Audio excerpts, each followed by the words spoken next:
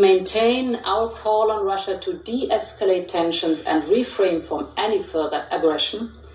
We would like to be in a situation where relations with Russia are good, but this is very much depending on the choices made by Moscow. So let there be no doubt, if Russia were to move against Ukraine, the Union will be in a position to take sanctions that could extract a massive cost. We have done our work in that respect.